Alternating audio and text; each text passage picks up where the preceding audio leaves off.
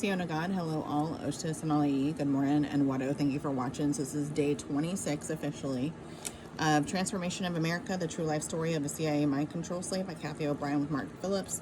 And we're going to try to wrap up chapter 6 of her story as quick as I can. The How to Create a Sex Slave film depicts the common spin programming, which in essence is the combination for unlocking or accessing a special programmed act. For example, the compartment of the mind that holds memory of incest is stimulated to open when the original abuse is imminent. Seeing my father's penis would trigger a specific response, supposedly opening the neuron pathways of my brain to allow the part of my brain that dealt with his actions before to deal with them again. With the spin programming, the trigger of seeing my father's penis is replaced with a combination of specific verbal commands and a specific number of physical spins so that anyone with the combination could access that particular part of my brain. The part of my brain containing knowledge of the original abuse by my father learned to like painful, sadistic sex. I think I read that correctly. Let me see. Part of my mind containing the knowledge of the original abuse by my father learned to, quote unquote, like painful, sadistic sex. Senator Byrd wanted me programmed in such a way that he could decide if he wanted me to scream and cry when he whipped me or if he wanted me to become sexually aroused and beg for more. After programming, when I met with Byrd, I would dance like a music box dancer, twirling round and round until Byrd's fiddle music stopped. My mind precisely calculated how many revolutions I had made, whether I was capable of conscious counting or not, much like a normal person wakes up at a particular time without an alarm clock. And the desired results were produced as accessed. This is but one simplified example of sex programming, and I was programmed for more than sex. But this particular incident of programming at the U.S. Army Redstone Arsenal would change my existence entirely and set the stage for my role in covert government black budget type operations as a presidential model. Seeing and or knowing that Kelly was being tortured and programmed proved to be a deterrent or detriment, to my own mind control programming, such that the common cross programming of mother and daughter was rarely viable. In the fall of 1982, Houston was scheduled to perform at the State Fair in Senator Byrd's home state of West Virginia. Byrd arrived at our hotel with Lieutenant Colonel Aquino, who took Kelly with him, supposedly for programming purposes. I was left alone in the hotel room with Byrd, whose KKK affiliation fueled his rage over my having been recently prostituted to black entertainer and CIA operative Charlie Pride, Pride. Although I had had no control over the situation to begin with, Byrd expended his fury on me, rather than on Houston, who was ultimately responsible for the incident. He took out his whip and began beating me as he had so many times before, only this time it seemed to last forever. Byrd was still whipping me when Aquino returned with my tranced and traumatized daughter. I regained consciousness enough to pull myself up off the floor when I heard Kelly's hysterical cries. Byrd ordered me to the bathroom for a cold shower to stop the bleeding. My body could not carry out his orders, and I collapsed again in the bathroom. Smearing blood all over the floor, Kelly's cries again revived me, and I crawled to the door to find Byrd sexually assaulting her and Aquino disrobing to join them. One small window in the bathroom appeared to be a possible means of escape to obtain help, but Byrd caught me and knocked me to the floor. The whole bathroom was smeared in blood by the time he threw me into the shower and turned the cold water on to slow the bleeding. Later that afternoon, Kelly and I stood hand in hand in the bathroom. Later that afternoon, Kelly and I stood hand in hand in the afternoon sun at the State Fair, where Senator Byrd was about to make a speech to his constituents. My blouse stuck to my freshly whipped skin as Byrd walked onto the stage, and the crowd cheered. Although Byrd periodically sexually abused Kelly throughout her Project Monarch victimization, the horrific incident in West Virginia was the last time I was able to instinctively think to respond at all. Aquino's mind control programming further ensured it, as did Byrd's access to high-tech mind control equipment via West Virginia's Jesuit College, where he claimed the role of head friar.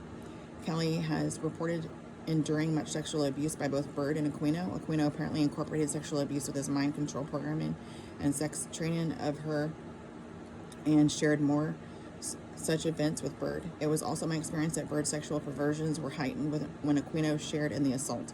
Traumatic events such as this one in West Virginia reinforced my own programming through conditioning and further locked me into Byrd's seemingly inescapable control. The majority of my programming, as well as a large part of Kelly's, was again Oz theme based. This means the combination of codes, keys, and triggers to access me were related to L. Frank Baum's BAUMS story, The Wizard of Oz, whether or not it was Baum's intention, or for that matter, Walt Disney's, Lewis Carroll's, etc. It is evident that his psychologically intense story was used for manipulating minds. Much of The Wizard of Oz lends itself to themes commonly used by perpetrators. For example, nearly all MPD/DIDs have suffered the loss of pets during ritualized torture, and all of Baum's primary character Dorothy's nightmarish experiences over the rainbow in Oz stemmed from her desire to risk her own life to protect her threatened pet. Abusers use this lesson to condition the victim to drop all resistance and to cooperate, or I'll get you, my pretty, and your little dog or child too. The over-the-rainbow scramble of dreams versus reality provides abusers a theme by which to manipulate an MPD's subconscious perception of switching personalities. Oftentimes this theme is trans-dimensional, as is Oz, or that which was just experienced was just a bad dream, like Dorothy was told upon her awakening in her own bed back in Kansas. CIA cryptic language and manipulation of the English language, such that words have a double meaning, aka double binds in mental health terminology. It works much the way as communication through inside jokes among people familiar with each other. Perhaps this is a reason for the government's use of professional comedians as slave handlers. Since mind-controlled slaves' minds function consciously through their subconscious, which has no way of discerning fantasy from reality or intended meaning from literal meaning. Cryptic dual-level language is especially effective. Many CIA covert operations I was involved in occurred in public. Anyone who overheard the conversation would have discerned something very different from what actually transpired, TRANCESPIRED. For example, one of my Washington, D.C. Secret Service escorts linked arms with me like Dorothy did with her companions when walking the yellow brick road. This would have appeared to be normal behavior or even romantic to outsiders, but to me it was a signal to stay the course, Bush's quote, and follow directions.